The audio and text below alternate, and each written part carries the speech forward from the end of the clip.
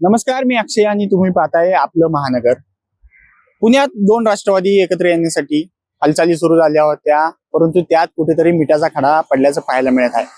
या चर्चेला सुरुवात झाली ती म्हणजे राष्ट्रवादी काँग्रेस शरदचंद्र पवार गटाचे ज्येष्ठ नेते अंकुश काकडे यांना उपमुख्यमंत्री अजित पवार यांनी फोन करून युतीचा प्रस्ताव ठेवला होता आणि त्या प्रस्तावाला तत्कालीन शहराध्यक्ष प्रशांत जगताप यांनी विरोध केला होता किंवा त्यावरून नाराजी व्यक्त केली होती.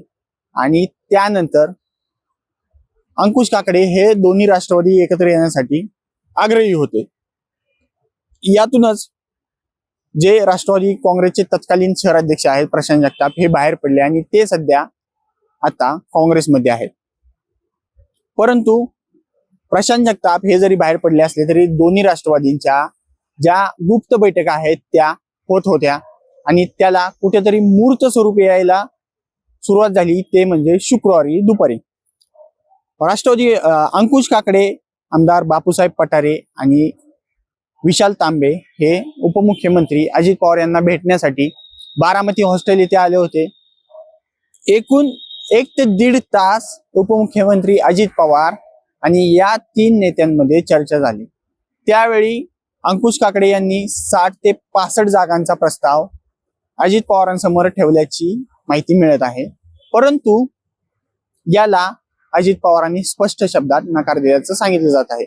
अजित पवारांनी अंकुश काकडेंसमोर 2 अटी ठेवल्या, त्या म्हणजे एक, घड्याळ चिन्हावर लढा आणि दुसरं म्हणजे तुम्हाला फक्त 35 जागा देण्यात येतील. आणि हाच प्रस्ताव घेऊन अंकुश काकडे हे बाहेर पडले. त्यांची देहबोली ही बरंच काही सांगून जात होती की अर्थात ते नाराज असल्याचंच त्यातून दिसत होतं. किमान 1 ते 1.5 मिनिटच अंकुश काकडे यांनी प्रसारमाध्यमांशी संवाद साधला आणि ते तेथून निघून गेले आणि ते दिसले थेट महाविकास आघाडीच्या बैठकीत. यातूनच स्पष्ट झालं की पुण्यात शरद पवारांची राष्ट्रवादी अजित पवारांसोबत जाणार नाही. महाविकास आघाडीची शांताई हॉटेल येथे एक बैठक झाली. या बैठकीला काँग्रेसचे नेते अरविंद शिंदे, अभय छाचेड आणि रमेश बागवे तसेच ठाकरेंच्या शिवसेनेकडून वसंत मोरे, संजय मोरे, गजानन थरकुडे, मनसेकडून 2 नेते आणि शरदचंद्र पवार यांच्या राष्ट्रवादीचे अंकुश काकडे, आमदार बापूसाहेब पठारे, विशाल तांबे, अश्विनी कदम हे सुद्धा उपस्थित होते. आणि या बैठकीतच त्यांच्या जागा वाटपात चर्चा सुरू होती. रात्री उशिरापर्यंत ही त्यांची बैठक सुरू होती आणि त्या बैठकीत बरीच खलबत झाल्याचं पाहायला मिळत आहे.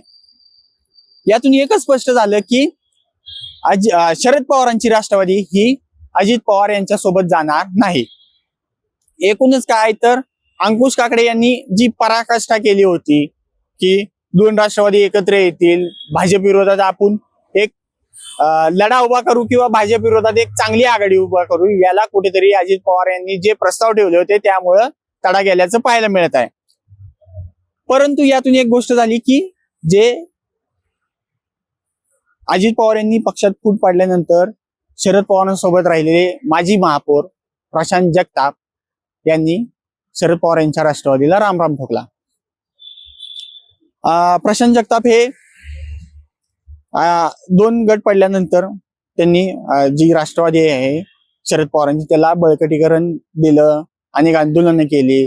तसेच लास्ट पर्यंत म्हणजे पक्ष सोडेपर्यंत प्रशांत जगताप हे उमेदवार फायनल करण्यात बिझी होते किंवा व्यस्त होते. ते सांगत होते की जे निष्ठावान कार्यकर्ते राहिलेले आहेत त्यांच्यासाठी उमेदवारी फायनल करण्यात यावी. 2 राष्ट्रवादी एकत्र आले तर जे निष्ठावान कार्यकर्ते आहेत त्यांच्यावर अन्याय होईल, हे असं प्रशांत जगताप बोलून दाखवत होते.